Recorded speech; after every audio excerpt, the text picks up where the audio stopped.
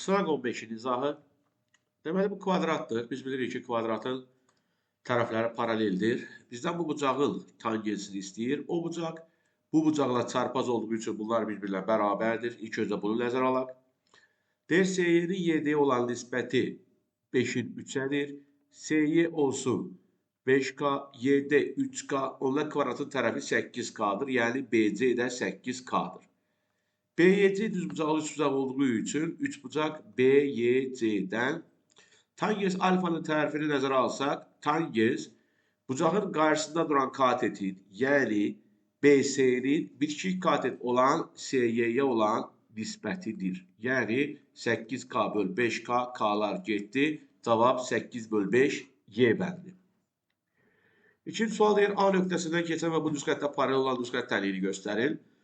Biz birinci buradan yazırıq ki, y bərabərdir 3x minus 2. Bilirik ki, bir-birlə paralel olan nüsxətlərin K'sı eyni, B'si fərqli olur. Deməli, buna paralel olan istənilən nüsxət y bərabərdir 3x plus B formasında olmalıdır. Və A nöqtəsindən keçirsə, bu nöqtənin koordinatları onu ödəyir. Yəni, mən x-in yerinə -1-i, y-in yerinə 2 qoyaraq B-ni tapa bilərəm. -3 B bərabər 2, B bərabər 5. Yəni, bizim sualın cavabı y bərabərdir 3x plus 5-dir. Yəni, C bəndi. Bu ifadəni sadələşdirir. Bu ifadəni sadələşdirmək üçün kök 8 böl 4 üstəgəl 12 böl kök 18. Bölmənin tərsi vurmadır. 1 böl kök 2 yazdıq. Sürəti sadələşdirək 2 kök 2 böl 4. Bunu vuraq 1 böl kök 2-yə. Həmçinin məxrəcdə 12 vurulsun, kök 18 vur, kök 2. Burada kök 2-lər getdi, qaldı 4-də 2. Burada bunları vuranda kök 36 elədiyi üçün 6. Yəni 2-də 1 üstəgəl 2 elədi, 2 tam 2-də 1 və ya 2 tam 10-da 5. B bəndi. Dördüncü sualda deyir, uyğun tərəfləri paralel olan bucaqlardır. Biz bilirik ki, uyğun tərəfləri paralel olan bucaqlar ya bərabər olur, ya cəmi 180 dərəcə olur. Ona görə iki hal nəzərdə tutulub. Bir dəfə alfa ilə betanın cəmi 180 ola bilər deyirik, bir dəfə də bərabər olar. Biz alfanın böyük qiymətini axtarıq burada. Deməli, birinci halda alfa betaya bərabər olarsa, 3 alfa üstəgəl 2 alfa bərabərdir 430 yazdıqda, 5 alfa bərabər 430, alfa bərabərdir 86 olur. İkinci halda alfa ilə betanın cəmi 180-dir. Bunu gətirib həmin misalla sistem tənliyi formasına salsaq, birincini 2-yə vursaq, 2 alfa üstəgəl 2 beta bərabərdir 360, 3 alfa üstəgəl 2 beta bərabərdir 430 və tərəf-tərəfə çıxdıqda alfa bərabərdir 70 alır. Deməli, alfa ya 70 ola bilər, ya 86 ola bilər. Ala biləcəyi böyük qiymət deyildiyi üçün cavab olur 86. Trigonometrik tənlikdir. Biz sinus 6x-i 2 qat arqument düsturuna görə açsaq, çünki biz bilirik ki, sinus 6x 2 vurulsun 3x deməkdir və sinus 2 alfanın düsturuna görə də bu 2 sinus 3x kosinus 3x'dir. Yəni 2 vurulsun sinus 3x vurulsun kosinus 3x üstünə gəl 3 kosinus 3x bərabərdir 0. Buradan kosinus 3x'in mötərizə xaricinə çıxartdıqda 2 sinus 3x üstünə gəl 3 bərabər 0. Yəni ya kosinus 3x bərabər 0'dır. Ya da 2 sinus 3x üstə gəl 3 bərabər 0'dır ki, buradan da sinus 3x bərabərdir -3 böl 2, yəni -1/5 edir. Sinusun qiymətlər çoxluğunu nəzərə aldıqda bu tənliyi həll edə bilmərik. Kosinusun sıfırlarının pi bölünsün 2 üstə gəl pi k'lar olduğunu bilirik. Hər tərəfi də 3'ə bölsək, x bərabərdir pi böl 6 üstə gəl pi k böl 3. Yəni sualın cavabı Y bəndidir.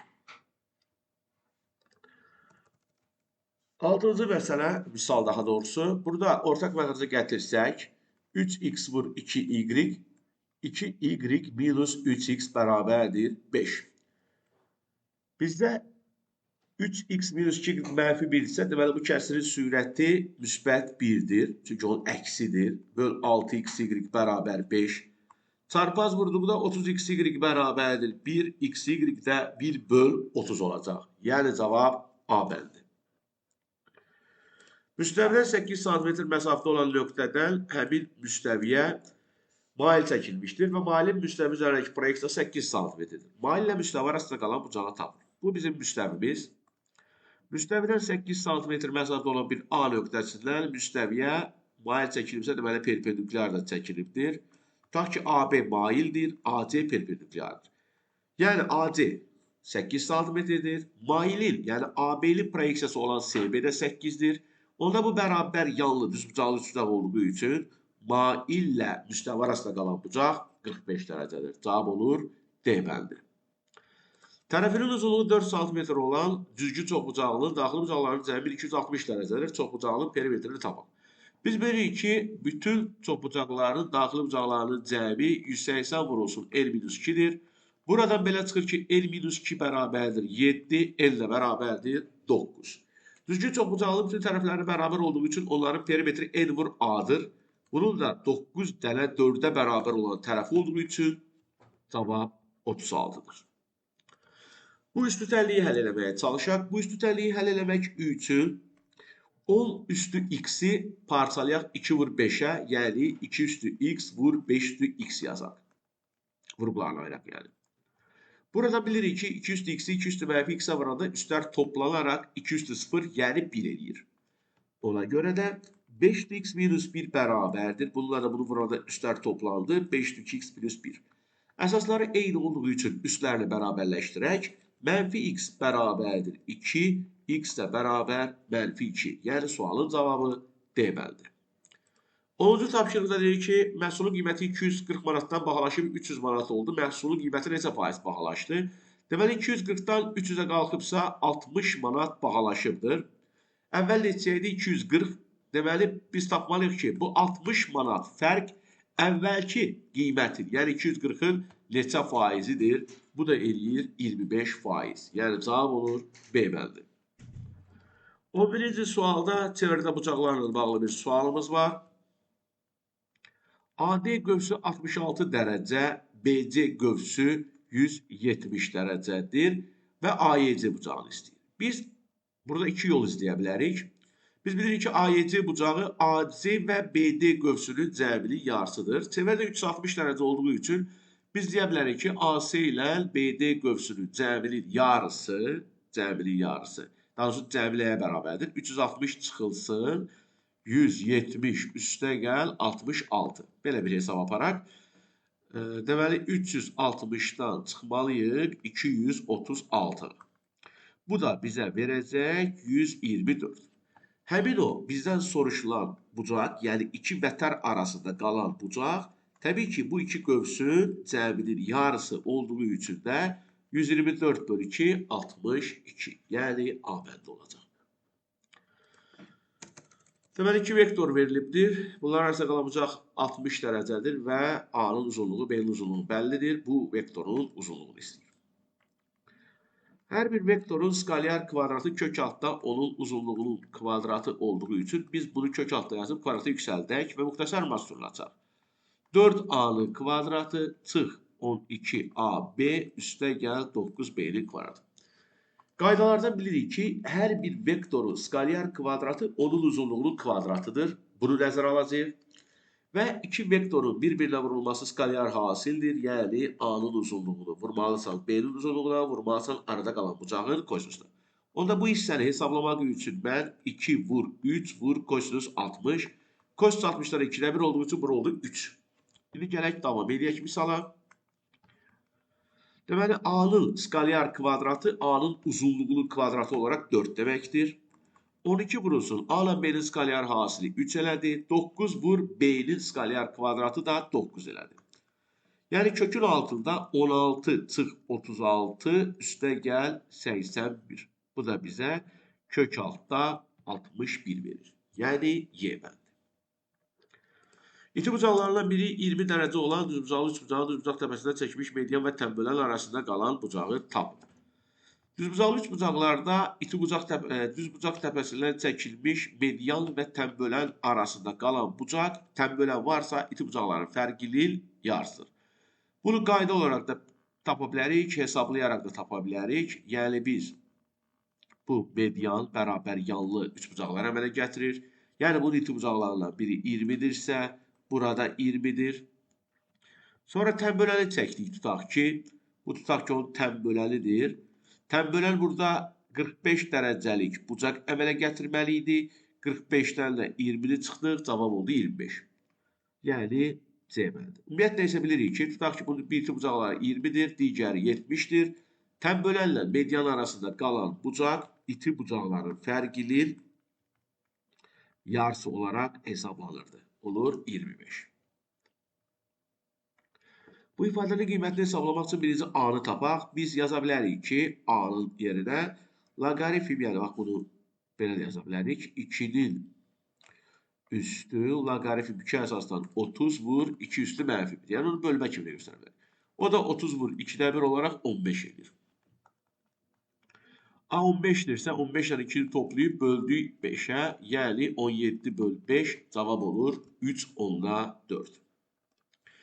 15-ci sual, ilk el həddinin cəmi bu düsturla verilən ardıcıllığın 6-cı həddini tapın. Biz belə bir qayda bilirik ki, bütün ədədi ardıcıllıqlarda AN bərabərdir SN çıxılsın SN-1. Onda bu verilən misalda da biz SN-1-i bərabərliyin sol tərəfinə atsaq, belə bir ifadə qalacaq.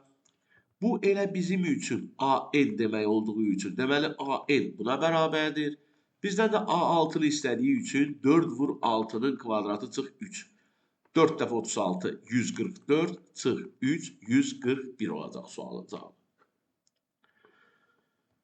Gəldik romba. Biz deyir ki, ABC'de romdur. ABF üçbucağının perimetrinin YFC üçbucağının perimetr olması 5 üçədir. Bu iki üçbucağın bu bucağı ilə bu bucağı, bu bucağı ilə də bu bucağı və yaxud digər F bucağı da bərabərdir. Yəni, ən azından bucaq-bucaq əlamətinə görə iki bucağının bərabər olduğunu, hətta üçün də bərabər olduğunu göstərmək olar. Yəni, biz deyə bilirik ki, üçbucaq ABF ilə üçbucaq CYF oxşardır. Bunlar oxşarsa, oxşar üçbucaqların perimetrləri nisbəti oxşarlıq əmsalı, həmçinin tərəflərin nisbətinə bərabərdir. Yəni, bunların, bu iki üçbucağın perimetrinin nisbəti 5/3-dürsə, bunların bütün tərəflərinin nisbəti, məsələn, AB-nin CY-yə olan nisbətdə 5-in 3-ədir. Ona görə AB-yə yazıram 5K, CY-yə yazıram 3K. Paralelogramın rombun bütün tərəfləri bərabərdir. Burada 5K-dır, onda DY-yə qaldı 2K. Bizdən də DY bölünsün AD-ni istəyir. AD də yenə rombun tərəfidir. 2K-nı 5K-ya bölürük. 2 böl 5, yəni 0/4 alırıq sualın cavabını. 17-ci sual çoxlularla bağlı bir sualdır. Buradan başlayaq. Deməli, bu 7K-dır, bu 3K-dır. Biz bilirik ki, iki çoxluğun birləşməsindəki elementlərin sayı A-da olan element, üstəgəl B-də olan element, çıx ortaq olan element sayı. Yəni, biz yazmalıyıq ki, 16 bərabərdir, 7K üstəgəl 3K çıx 4. 10K 20-dir, K 2-dir. Deyir, A-da neçə element var? A-da 7K yazmışıqsa, 7 dəfə 2, 14 dənə element var.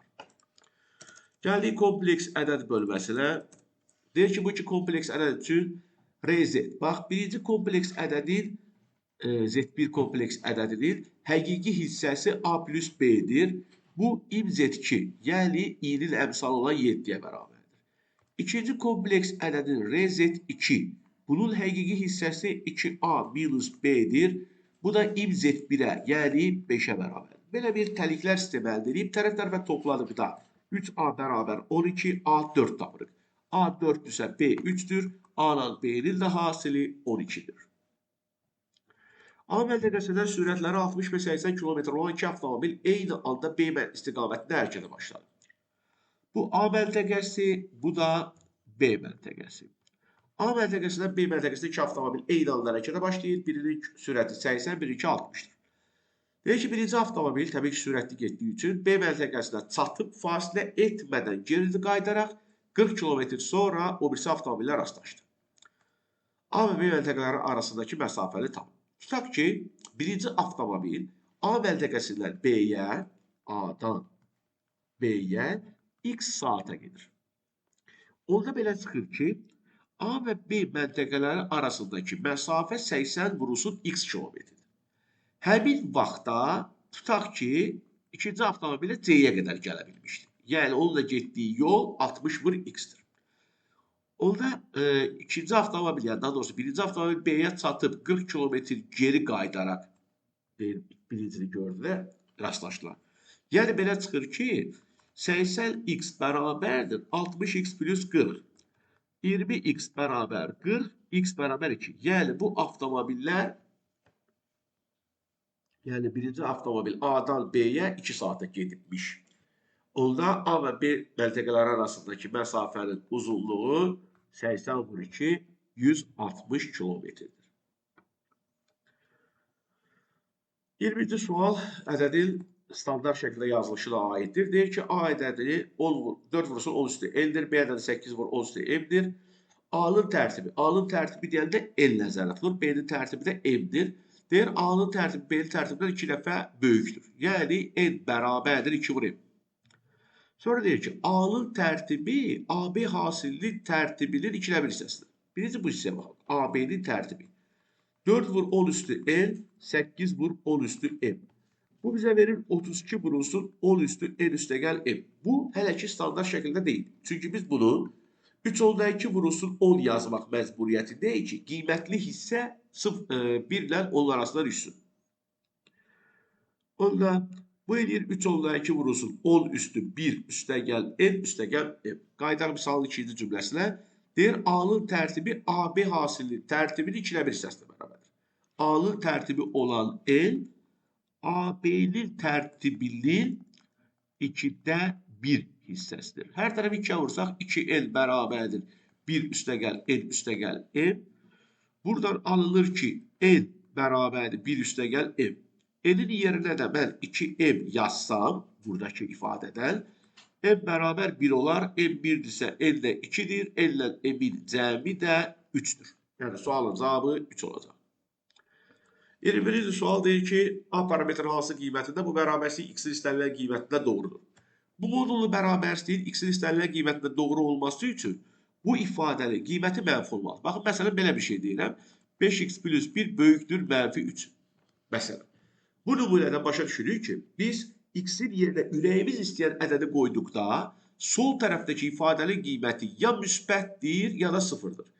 Bütün müsbət ədədlər və 0 mənfi 3-dən böyük olduğuna görə, deməli, istənilən ədəd bu bərabərsizliyi ödəyir. Yəni, demək istədiyim odur ki, deməli, 2a kvadrat minus 5a plus 3 ifadəsinin qiyməti mənfi olmalıdır. Bunu da intervallar üsulundan həll edə bilərik, parçalayıb da vurğulara ayıra bilərik, köklərini tapa bilərik. Bunun köklərindən biri 1-dir, digəri 3/2, 1/5-dir. Ələlığını çəkdik, 1-i və 1/5-i qeyd etdik. Böldük aralıqlara. Plus, minus, plus bizə mənfi aralıq lazımdır. Cavab 1-dən 1/5-ə kimi. ABC paraleqramının A bucağının təmbəli BC tərəfinin K nöqtəsində kəsir.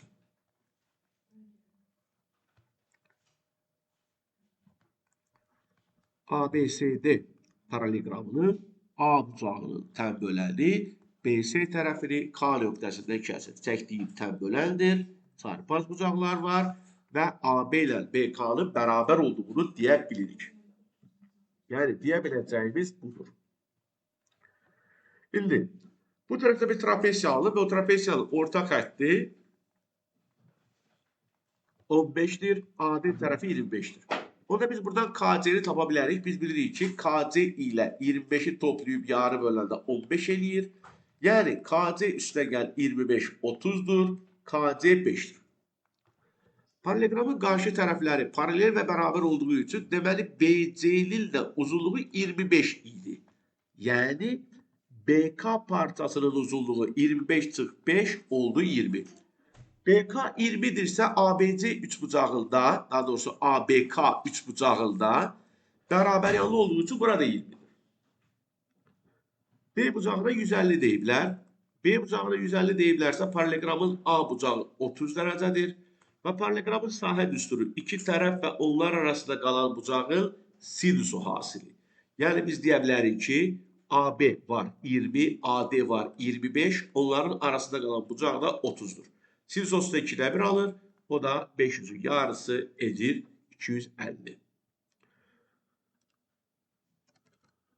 23-cü sualda deyir ki, ABC natural ədədləri üçün bu olarsa verilən ifadənin qiymətini tapın. Deməli, bunlar bir-birinə bərabərdirsə, bunların cavabı elə bir ədəd olmalıdır ki, həm 15-ə, həm 6-ya, həm də 8-ə bölünsün. Yəni, bu ifadənin qiyməti bunların əkobu ilə bərabər olan bir şey olmalıdır. 15, 16 və 8-ə əkob eləyir 120. Yəni, 15A bərabərdir 6B bərabər 8C ifadəsi 120-yə bölünən bir ədəd olduğu üçün, yəni 120K şəklində bir ədəddir. Onda A'nı tapmaq üçün 120K'nı böldüm 15'ə 8K. B'ni tapmaq üçün 120K'nı böldüm 6'ya 20K. C'ni tapmaq üçün 120K'nı böldüm 15'ə 8, daha doğrusu 8'ə böldüm 15K. Bunları tapandan sonra gələk bu hissəyə. Əkob. A üstə gəl B. A ilə B'ni toplasaq 28K. B çıx C. B'dən C'ni çıxdıq 5K. Məxrəcdə əbob. C'dən A'nı çıxaq 7K. Və C'dən A'nı toplayaq 23K. 28'dən 15, 28'dən 5 qarşılıqlı sadədə olduğu üçün əkobları hasilə bərabərdir. 7 ilə 23 qarşılıqlı sadə olsun, əbobları 1'dir.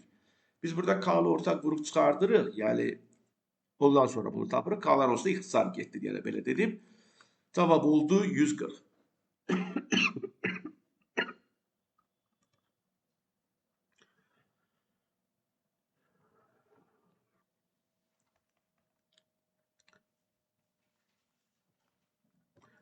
Deməli, birinci qutuda 8 qara, 1 ağ, ikinci qutuda isə 3 qara, 6 ağ kürə var. Deyir, hər iki qutudan eyni anda çıxarılan, eyni zamanda çıxarılan bir kürə çıxardıqda onların eyni rəngli olması. Deməli, burada nə baş verir? Hər birinci qutudan ağ, həm də ikinci qutudan ağ çıxır və ya həm birinci qutudan qara kürə çıxmalıdır, həm də ikinci qutudan. Deməli, birinci qutudan ağ kürənin çıxma ehtimalı 9'da 1'dir. Çünki 9 dənə kürənin biri ağdır. İkinci qutudan da eyni zamanda çıxarılan kürənin ağ olma ehtimalı 9'da 6'dır. Və ya, yəni üstəgəl.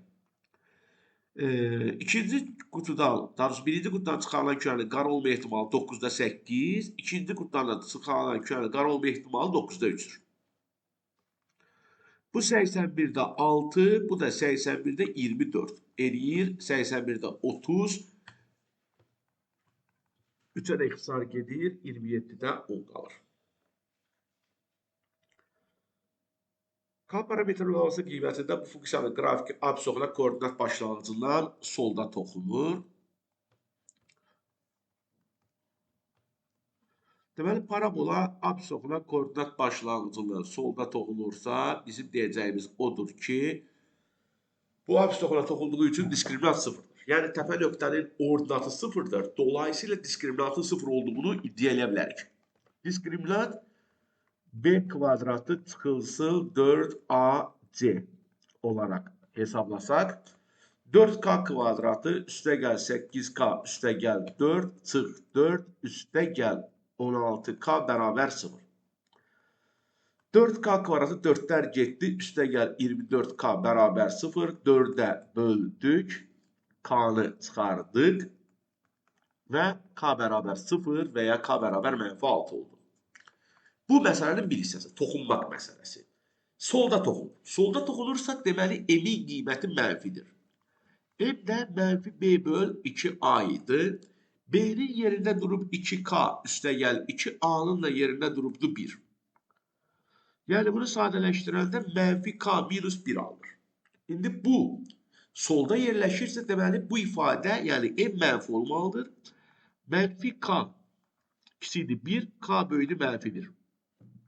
Bizim də tapdığımız qiymətlərə baxanda mənfi 1-dən böyük olan cavabımız 0'dır.